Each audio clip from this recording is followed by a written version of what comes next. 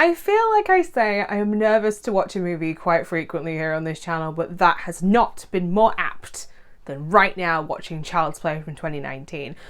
Instant red flag for me is the fact that Don Mancini, aka the man that created Chucky and has been involved in every single thing involving Chucky, including the TV show and the original 7 movies, wanted nothing.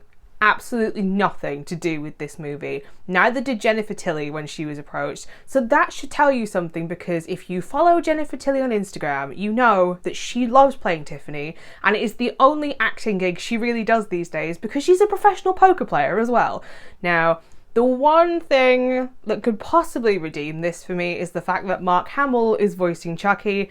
That's right, Brad Dourif didn't want anything to do with this movie either, because Mark Hamill happens to voice my favourite version of the Joker from Batman in the Batman Arkham series on PlayStation/Xbox/PC. You get my point. But something was pointed out to me that has made me even more apprehensive about this movie, and now I can't unsee this.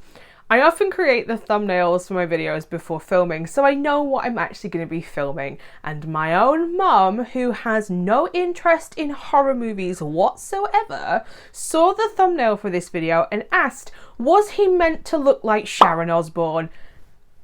And now I can't unsee it. He looks like Ryan Gosling as Ken, as Sharon Osbourne, voiced by Mark Hamill. You're welcome.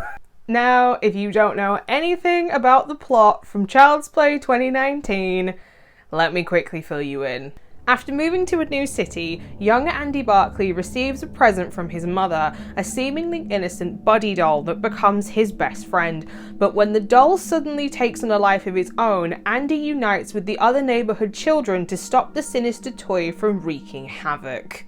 If you're new here, I go by Hordes and I talk about all things horror here on my channel on Mondays and Fridays, but as always here on my channel I'm now going to go and watch Child's Play from 2019 off camera, so that way if you too still want to watch this movie after I tear it to pieces, because let's be honest, that's what's going to happen, nothing will be spoilt for you, because nobody wants to watch a movie that they've just watched somebody else watch from start to finish. Who's this for?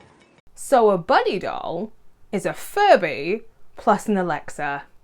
Thanks, I hate it. Like, any personality that the Chucky doll has when it is possessed by Charles Lee Ray, gone and replaced by this soulless AI nightmare. He's Tiny Megan without the dancing, but give him time, I guarantee it's in there somewhere. Let's do a quick comparison between this and the first movie. In the original Child's Play movie, Charles Lee Ray puts his soul into the Chucky doll when he's about to die. He then ends up in Andy's possession, and he realises that as Andy is the person he revealed his true identity to first, he can try and claim Andy's body through the powers of voodoo, or he risks being stuck in the body of the doll permanently that is slowly becoming human.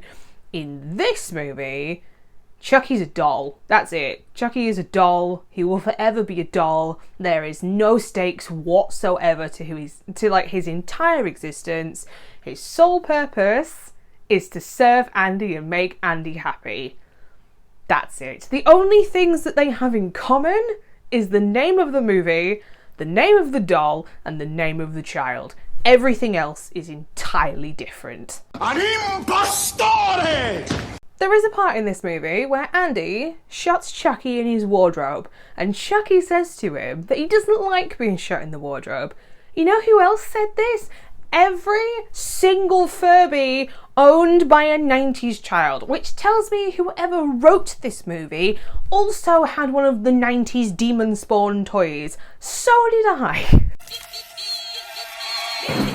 The kills in this movie are fine, but I can't help but think that this Chucky has taken far too much inspiration from my boy John Kramer, because these feel more like saw traps than deaths. The example that I can give, and it's the best kill in the entire movie, is a part where a guy is holding onto a heating pipe while a table circular saw is spinning underneath his feet, and Chucky, using his powers of AI, is turning up the thermostat to make him let go.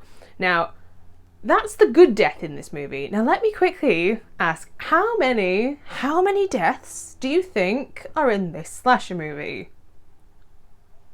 There's 4. That's it. 4. 2 of them are throwaways, and the other one is like a knockoff of the movie Ice Cream Man, when Gregory the Ice Cream Man has the head in a waffle cone, but just minus the waffle cone.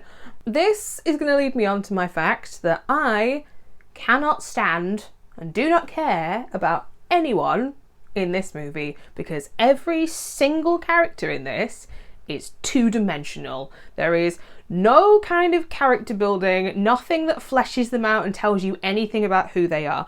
All the kids in this movie are borderline bullies, with one of them just being a straight up bully, and then there's Andy. And the only thing that I can tell you about him is that he wears a hearing aid, but this is just, it's such a throwaway thing. And I appreciate that they have tried to be more inclusive with their character casting, but this just felt so meh. It's breadcrumbs. It's breadcrumbs inclusivity. Like, I understand that there are people out there who wear hearing aids and are going to see this representation and think, thank you for including somebody like me. But they've done the bare minimum to try and be inclusive.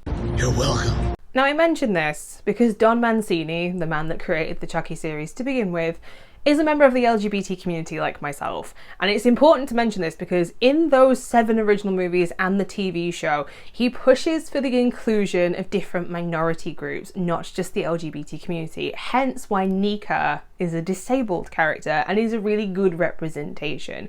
This was just so meh. Like, you could have very easily forgotten the fact that Andy wore a hearing aid, apart from the scene where it falls out of his ear. That's how throwaway it is. Like, this scene is probably an hour and 10 minutes into the movie.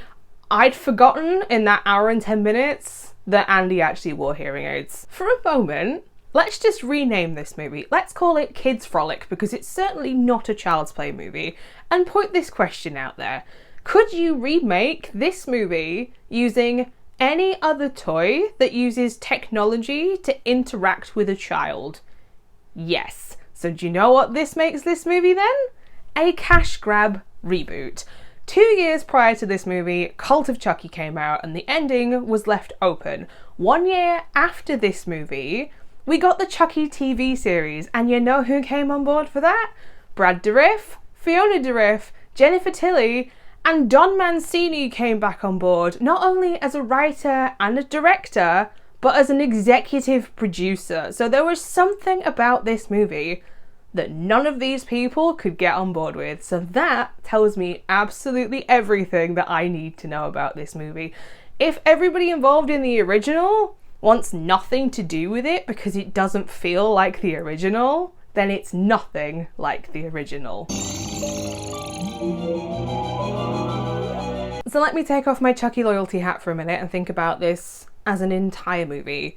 The acting is fine. The plot is fine, I guess. Like, there is some pacing issues in this, and it is, for an hour and a half movie, it feels very, very long. Now, the deaths in this are probably the strongest part of the movie, but there is not enough of them, and they are few and far between. The scariest part in this entire movie, though, is when you see that they're doing a Buddy 2 and there is a skin for this thing that looks like a cat/bear. Like, that would have made an entirely different movie and would have been a much stronger movie, in my opinion. If you take away the Child's Play name from this movie, it is just another movie about a rogue AI that I have no interest whatsoever in watching. This movie is a hybrid of Megan and Saw 7, and nobody's favourite movie is Saw 7. So, in the end, I am actually going to give Child's Play from 2019 a 1.5 out of 5 stars. And this is me being generous. Like, there are things about this movie that are just fine. But if you take the name Child's Play away, it's just a generic movie all over again. If they had made this about a doll that looked like the Buddy 2 being like the hottest toy at Christmas that then went rogue, entirely different movie, and I would have been far more interested in that. But nobody was asking for this movie. Die Hard fans didn't ask for this movie. Newbies didn't ask for this movie.